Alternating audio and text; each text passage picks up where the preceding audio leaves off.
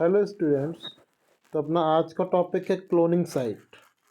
तो cloning site को पढ़ने से पहले यहाँ पर आपको एक डायग्राम दिया गया है जो कि एक वेक्टर का है, मीन्स एक प्लाज्मिड का है।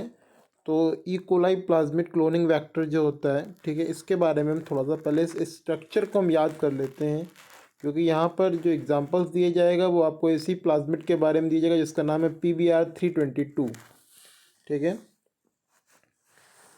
PBr322 ये आपका स्ट्रक्चर है, इसका नाम आपको याद कर लेना है PBr322। देखिए इसमें ये जो आपका ORI रीजन है, ठीक है, ORI region means you know that from where replication starting, ठीक है, मीन्स जहाँ से रेप्लिकेशन की स्टार्टिंग होगी ये वो ORI पॉइंट है, मीन्स ये वो ORI सीक्वेंस है। ठीक है, सेकंड पॉइंट आपका रोप। रोप क्या होता है? ठीक है, रोप एक ऐसा सीक्वेंस है बेस पेयर का, या ऐसी कोडिंग है बेस पेयर की which are responsible for the production of protein. कौन सी प्रोटीन के प्रोडक्शन के रिस्पॉन्सिबल है? वो प्रोटीन जो कि इन्वॉल्व होती है रेप्लिकेशन ऑफ द प्लाज्मिड में। मीन्स जब प्लाज्मिड का रेप्लिकेशन होता है उस टाइम पर जो प्रोटीन उसमें इन्वॉल्व होती है उसके प्रोडक्शन के लिए ये रिस्पॉन्सिबल होता है। काफ़ी नाम दिए गए हैं इसमें, PVU second, PVU first, PST first, साल फर्स्ट, बाम H1, इको R1, CLA1, हिंड थर्ड। ठीक है, तो इन सब को एक सीक्वेंस है, इन सब को आपको याद करना है। ठीक है, इन सब का नाम आपको याद कर लेना। जैसे हम यहाँ से स्टार्ट करते हैं कि अमन पवार प्रशांत पवार के साथ इकोलॉजी की क्लास में गया। Aman Pawar AMPR, Aman Pawar, Prashant Pawar PST1 and PVU, Prashant Pawar के साथ इकोलॉजी की क्लास में गया, जहाँ पर टीचर हिंदी में पढ़ा रहा था। जहाँ पर टीचर हिंदी में पढ़ा रहा था तो इन लोगों ने टीचर का नाम पूछा, TETR, टीचर, टीचर का नाम पूछा। तो जो टीचर हिंदी में पढ़ा था उस टीचर का नाम था ब्राह्मण सलमान, ब्राह्मण सलमान। ठीक है, तो ये पूरा सीरियल आपने याद कर लिया कि अमन पवार प्रशांत पवार के साथ इकोलॉजी की क्लास में गया, जहाँ पर टीचर हिंदी में पढ़ा रहा था, उस टीचर का नाम था ब्राह्मण सलमान। ठीक है, अब दूसरा जब आप सीरियल याद करना चाहते हैं तो आप ये भी कह सकते हैं कि जो पवार है वो दोबारा फिर से क्लास में गया। जो पवार है वो दोबारा फिर से क्लास में गया। ठीक है, तो अमन पवार दोबारा नहीं है लेकिन प्रशांत पवार साहब दोबारा आ गए हैं। ठीक है, तो अमन पवार सेकंड टाइम क्लास में नहीं गए और पवार साहब जो थे प्रशांत पवार वो दोबारा से क्लास में चले गए हैं, क्योंकि जो PVU फर्स्ट वहाँ पर प्रशांत पवार फर्स्ट और प्रशांत पवार सेकंड, ये दोबारा क्लास में गए हैं। तो इस तरीके से आप पूरे इस स्ट्रक्चर को याद कर लीजिए। ठीक है, इनके बाकी हम चीज़ों की बात करेंगे। तो यहाँ पर जो आपका AMP है, ठीक है, इसका मतलब है एम्पिसिलिन। ठीक है, एम्पिसिलिन जो एंटीबायोटिक के बारे में हम लोग बात कर रहे थे। ठीक है, एम्पिसिलिन एंटीबायोटिक का रेजिस्टेंस जीन है, मीन्स ये रेजिस्टेंस जीन है फॉर द एम्पिसिलिन। ठीक है, और दूसरी तरफ जो आप TTR देख रहे हैं जिसको हम टीचर का नाम दे रहे थे, ठीक है, ये आपका रेजिस्टेंस जीन है फॉर द टेट्रामाइसिलिन। ठीक है, रेजिस्टेंस जीन फॉर द टेट्रामाइसिलिन। तो आप ये कहीं पे आप लिख सकते हैं, इसी डायग्राम में इसी बुक में लिख लीजिए। ठीक है, इसके बाद हम लोग स्टार्ट करते हैं, बाकी जो इन सब का नाम एक एक करके आएगा तो वहाँ पे हम लोग फिर डिस्कस कर लेंगे। तो यहाँ पे कल मैंने आपको नाम याद कराया है, एक बार फिर से नाम याद कर लीजिए आप। ठीक है, अमन पवार प्रशांत पवार के साथ इकोलॉजी की क्लास में गया, जहाँ टीचर हिंदी में पढ़ा रहा था, उस टीचर का नाम था ब्राह्मण सलमान, और प्रशांत पवार दोबारा से क्लास में गया। ठीक है, तो अब हम इसकी डिटेल में स्टार्ट करते हैं।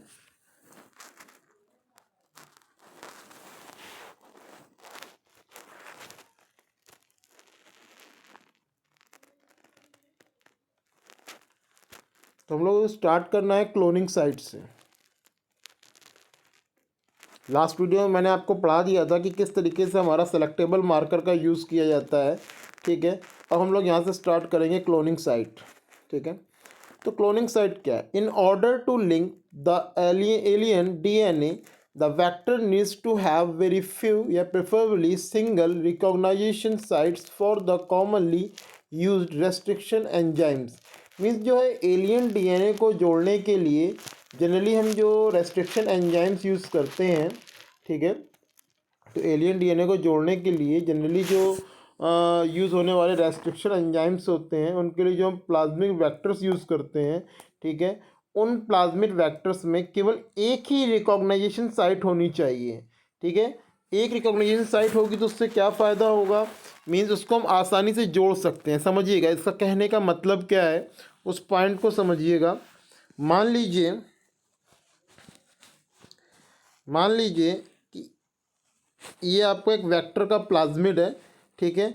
अब इसमें एक ना होके कई रिकॉग्निशन साइट्स हैं, ठीक है। मींस जब हम रेस्ट्रिक्शन एंजाइम की एंट्री कराएंगे तो मान लीजिए इसमें आपको ये 5 आपको रिकॉग्निशन साइट्स दिख रही हैं, ठीक है। सीक्वेंस, वो 5 सीक्वेंस है जहाँ से ये रेस्ट्रिक्शन एंजाइम्स को कट कर सकता है। मींस जब ये इसे काटेगा तो ये 5 फ्रेगमेंट्स बन के तैयार हो जाएंगे। जब ये 5 फ्रेगमेंट बन के तैयार हो जाएंगे, देखिए एक सिंगल कट होता तो उसको आसानी से जोड़ा जा सकता था। मीन्स इन 5 कट को आपस में जोड़ना, क्योंकि हमारे पास जो एक जीन ऑफ इंटरेस्ट होगा उसको हम एक कट पर ही तो जोड़ेंगे। जब ये 5 कट होंगे तो वो लाइगेज एंजाइम जो होगा हमारा, वो इसको जब जोड़ नहीं पाएगा, बहुत दिक्कत हो जाएगी, ठीक है। तो ये हमारे लिए कॉम्प्लिकेट हो जाएगा, ठीक है।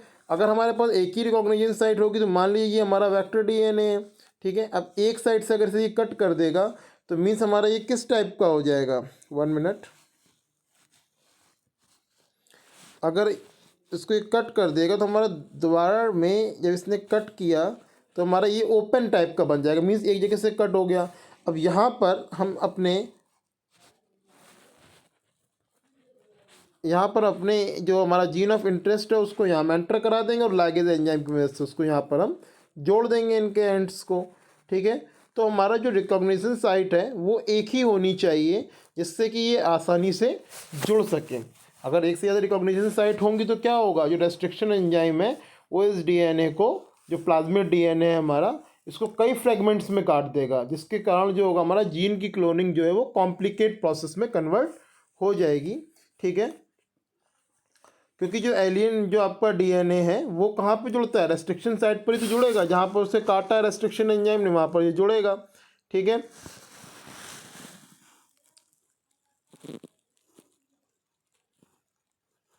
Presence of more than one recognition sites within the vector will generate several fragments which will complicate the gene cloning, जो कि मैंने आपको बता दिया। The ligation of alien DNA is carried out at a restriction site present in one of the 2 antibiotic resistance gene। Means जो alien DNA की restriction site होती है, मीन्स क्योंकि एलियन डीएनए जुड़ेगा रेस्ट्रिक्शन साइट पर, तो ये रेस्ट्रिक्शन साइट कहाँ पर होती है? मीन्स यहाँ पर इसने एग्जांपल लिया है आपका जो हम लोगों ने PBR 322 के बारे में जो पढ़ा था, ठीक है। ये उसने उसी का एग्जांपल लिया हुआ है कि यहाँ पर मैंने आपको बताया कि यहाँ पर हमारे 2 रेजिस्टेंस जीन है। यहाँ पर एक है आपका एम्पलीसिलिन रेजिस्टेंस जीन और एक दूसरा है आपका टेट्रामाइसिलिन रेजिस्टेंस जीन, ठीक है। इन दोनों जीन्स को मीन जब हम किसी रेस्ट्रिक्शन एंजाइम का हम यहाँ पर एंट्री कराते हैं तो या तो ये इसको यहाँ से कट कर देगा, जो कहना चाहता है, या तो उसको यहाँ से कट करेगा। 1 मिनट में पेन चेंज कर लेता हूँ। या तो इसको ये यहाँ से कट करेगा या इसको यहाँ से कट करेगा, ठीक है। इन दोनों में से किसी एक को कट करके उसकी जगह पर जो हमारा जीन ऑफ इंटरेस्ट है वो यहाँ पर ऐड हो जाता है, ओके। तो यही हमारा इस पैराग्राफ में कह रहा है कि जो एलियन डीएनए है वो रेस्ट्रिक्शन साइट पर जुड़ता है। और रेस्ट्रिक्शन साइट कहाँ पर होगी इस एग्जांपल में, इस प्लाज्मिड में? दोनों जो हमारे रेजिस्टेंस जीन है उनमें से किसी भी एक पर प्रेजेंट होती है, ठीक है। जैसे हमने मान लिया कि हम यहाँ पे एक एग्जांपल ले रहे हैं, हमने मान लिया कि जो हमारा जीन ऑफ इंटरेस्ट है वो इस वेक्टर PBR 322 में प्रेजेंट जो टेट्रासाइक्लिन रेजिस्टेंस है, ठीक है, मीन्स उसमें जो बाम H1 है उस साइट पर एलियन डीएनए जो है हमारा वो जुड़ जाएगा, लिगरेट हो जाएगा। ठीक है,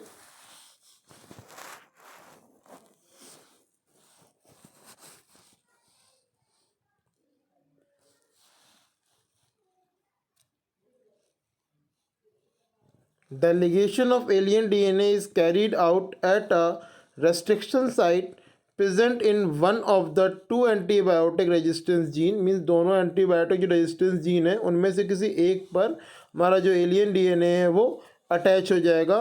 for example you can ligate a foreign DNA at the Bam H1 site of tetracycline resistance के बाम H1 साइट पर हमारा जीन ऑफ इंटरेस्ट ऐड हो जाएगा, resistance gene in the vector PBR322. The recombinant plasmid will lose tetracycline resistance due to insertion of foreign DNA but can still be selected out from non-recombinant ones by plating the transformants on tetracycline containing medium. Means जब हमन restriction enzyme से हम लोगों ने plasmid DNA के ये जो हमारा टेट्रासाइक्लिन हमारा जो रेस्ट्रिक्शन जीन था, जब इसको हम लोगों ने कट कर दिया तो कट करने से ये इनएक्टिव हो जाता है क्योंकि इसका सीक्वेंस टूट गया। ठीक है, जब सीक्वेंस टूट गया तो ये इनएक्टिव पोजीशन में चला जाएगा, मींस जो रेस्ट्रिक्शन जीन था हमारा टेट्रासाइक्लिन का वो बेकार हो गया, इनएक्टिव स्टेट में चला गया हमारा, और यहाँ पर बीच में हमारा जीन ऑफ इंटरेस्ट आ गया। तो अब कौन सा बचा हमारा यहाँ पर? हमारा यहाँ बचा केवल एम्पिसिलिन रेजिस्टेंस जीन बचा हमारा यहाँ पर। ठीक है, अब करते क्या है, इससे होता क्या है, इससे फ़ायदा क्या है हमारा? ठीक है, अब क्या करेंगे कि मीन्स अगर इस हम रिकॉम्बिनेंट डीएनए को, इस प्लाज्मिड को अगर हम किसी एंट्री कराते हैं किसमें, एम्पिसिलिन एंटीबायोटिक में इसमें डालते हैं अगर इसमें, तो इसमें एम्पिसिलिन का जो रेजिस्टेंस जीन है वो प्रेजेंट है तो उसमें ये ग्रो करेगा।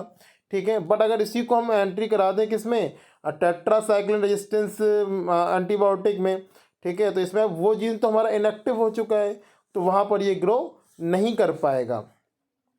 ठीक, तो मीन्स हमारा जो पूरा आपका ट्रे होगी जिसमें हमारा आपका नॉन रिकॉम्बिनेंट डीएनए भी होगा, प्लाज्मिड भी होगा और रिकॉम्बिनेंट डीएनए प्लाज्मिड भी होगा, तो उसमें हम रिकॉग्नाइज कैसे करेंगे, उसमें अलग कैसे करेंगे?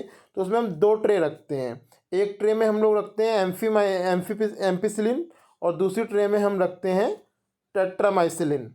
ठीक है, जब इन दोनों को नॉन रिकॉम्बिनेंट और कॉम्बिनेंट दोनों प्लाज्मिड्स को जो हम डालते हैं एम्पिसिलिन में तो वहाँ पर ये दोनों ग्रो करते हैं। दोनों ग्रो क्यों करते हैं? क्योंकि जो कॉम्बिनेंट है और जो नॉन रिकॉम्बिनेंट है, ठीक है, दोनों में कौन प्रेजेंट है? एम्पिसिलिन का जीन प्रेजेंट है। जब प्रेजेंट है तो आसानी से दोनों ग्रो करेंगे, बट जब इन दोनों को हम डालते हैं टेट्रामाइसिलिन में तो हमारा जो नॉन रिकॉम्बिनेंट है वो तो उसमें आसानी से ग्रो करता है क्योंकि उसमें टेट्रामाइसिलिन का जो जीन था उसे हमने कट नहीं किया है, बट जो हमारा रिकॉम्बिनेंट है उसमें टेट्रामाइसिलिन वाला जो हमारा जीन था वो बीच में से कट हो गया, मीन्स वो इनएक्टिव हो गया वहाँ पर, तो वहाँ पर उस कंडीशन में वो ग्रो नहीं कर पाता है, तो वहाँ से हम उसको आसानी से अलग कर लेते हैं। The recombinant plasmids will lose tetracycline resistance, means जो रिकॉम्बिनेंट प्लाज्मिड तैयार हुआ हमारा टेट्रासाइक्लिन जीन को कट करके वहाँ पर जो हमने बीच में अपना जीन ऑफ इंटरेस्ट ऐड किया, वहाँ पर जब हमारा वो तैयार हुआ तो उसमें से जो उसकी प्रॉपर्टी थी वो लॉस्ट हो गई। ठीक है, due to insertion of foreign DNA but can still be selected out from non recombinant ones, बस इसके कारण से हम लोग नॉन रिकॉम्बिनेंट प्लाज्मिड से इसको अलग कर पाते हैं आसानी से। ठीक है,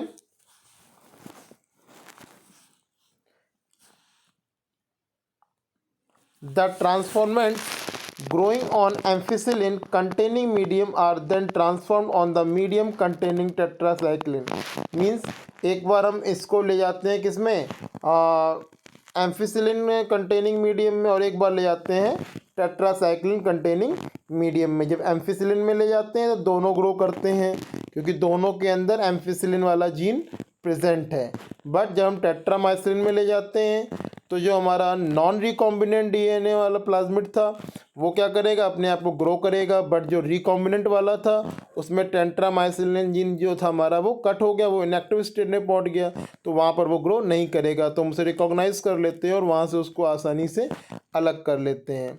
तो the recombinants will grow in ampicillin containing medium but not on the containing tetracycline, but non recombinants will grow on the medium containing both the antibiotics. ठीक है, जो नॉन रिकॉम्बिनेंट है वो ग्रो करेगा दोनों मीडियम्स में। ठीक है, दोनों मीडियम्स में। In this case the antibiotic resistance gene help in selecting the transformants where is the other antibiotic resistance.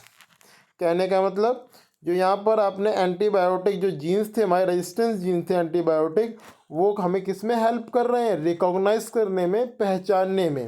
ठीक है, नेक्स्ट है आपका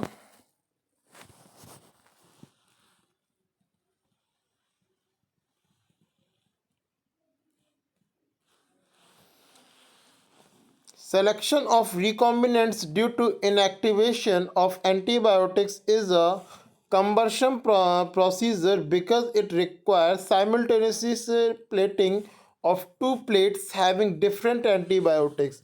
मीन्स ये जो रिकॉम्बिनेंट डीएनए की इनएक्टिवेशन एंटीबायोटिक से पहचानने की जो प्रोसेस है ये थोड़ी लंबी होती है और थोड़ी सी आपकी कॉम्प्लिकेटेड होती है। ठीक है, तो इसको आसान बनाने के लिए, सरल बनाने के लिए अल्टरनेटिव सेलेक्टेबल मार्कर्स यूज़ किए जाते हैं, have been developed which differentiate recombinants from non recombinants on the basis of their ability to produce colour in the presence of chromogenic. Chromo means होता है कलर, जेनिक मीन्स जनरेट करने वाला, means chromogenic substrate. Means कुछ ऐसे markable, selectable markable use किए जाते हैं जो कि उनके कलर चेंज कर देते हैं, कलर प्रोड्यूस कर देते हैं। और कलर प्रोड्यूस हो जाते हैं तो हम आसानी से उसे वन टाइम में ही हम रिकॉग्नाइज कर लेते हैं। क्यों? क्योंकि जो आपका इनएक्टिव वाली पोजीशन है ड्यू टू द इंसर्शन वाली, उसमें क्या है, हमें दो दो मीडिया तैयार करने पड़ रहे हैं एंटीबायोटिक्स के, तब जाके उसको हम रिकॉग्नाइज कर पाते हैं। पहले एक में रखते हैं, फिर वहाँ से निकाल कर दूसरे में रखते हैं, तब जाके हम रिकॉग्नाइज कर पाते हैं। ठीक है, तो उसका एक अल्टरनेटिव मेथड है जिसमें हम सेलेक्टेबल मार्कर्स का यूज़ करते हैं। तो ये सेलेक्टेबल मार्कर्स जो हैं वो कलर चेंज कर देते हैं, और कलर चेंज होने से उसको हम आसानी से रिकॉग्नाइज कर सकते हैं। किस प्रेजेंस के कारण? क्रोमोजेनिक सबस्ट्रेट के कारण। In this a recombinant DNA is inserted within the coding sequence of an enzyme B galactosidase, beta galactosidase. Means इसमें हम करते क्या हैं, जो हमारा रिकॉम्बिनेंट डीएनए होता है, ठीक है, उसको इंसर्ट करा देते हैं हम लोग। किसमें? मान लीजिए हमारा एक बीटा गैलेक्टोसाइडेज का एंजाइम का एक डीएनए है, उसके बीच में हम इसको एंट्री करा देते हैं। मान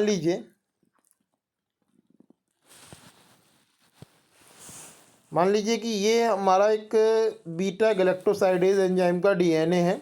ठीक है, इसमें हमने एंट्री करा दी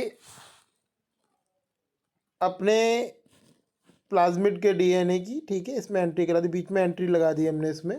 ठीक है, तो आप समझिएगा, इसी बीच में एंट्री करा दी, इसको समझ लीजिएगा। एक यहाँ पर है जिसमें हमने एंट्री नहीं कराई है, ये हमारा नॉर्मल है, बीटा गैलेक्टोसाइडेज का ये एक नॉर्मल डीएनए है, और ऊपर हमारा एक जिसमें हमने एंट्री करा दी, रिकॉम्बिनेंट डीएनए की हमने उसमें एंट्री करा दी है।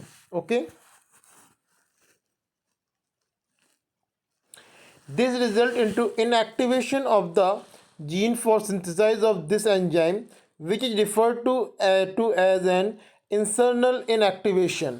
मीन्स अब हमने क्या किया, बीटा गैलेक्टोसाइडेज जो एंजाइम था उसका डीएनए जब हमने बीच से कट करके उसमें अपने रिकॉम्बिनेंट डीएनए की एंट्री कराई, तो जो बीटा गैलेक्टोसाइडेज था उसका सीक्वेंस टूट गया। इट मीन्स वो कहाँ चला गया, इनएक्टिव पोजीशन में चला गया। ठीक है, the presence of a chromogenic substrate gives blue coloured colonies if the plasmid in the bacteria does not have an insert. ठीक है, मीन्स जिसमें हमारा प्लाज्मिड एंटर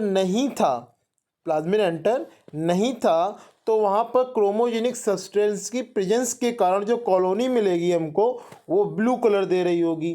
ठीक है, but presence of insert result into insertional inactivation. Means हमारे insert कराने के कारण क्या, प्लाज्मिड इंसर्ट कराने के कारण जो हमारा बीटा गैलेक्टोसाइडेज का जो जीन था वो क्या हो गया, इनएक्टिव पोजीशन में चला गया। जब वो इनएक्टिव पोजीशन में चला गया तो ब्लू कलर नहीं देगा।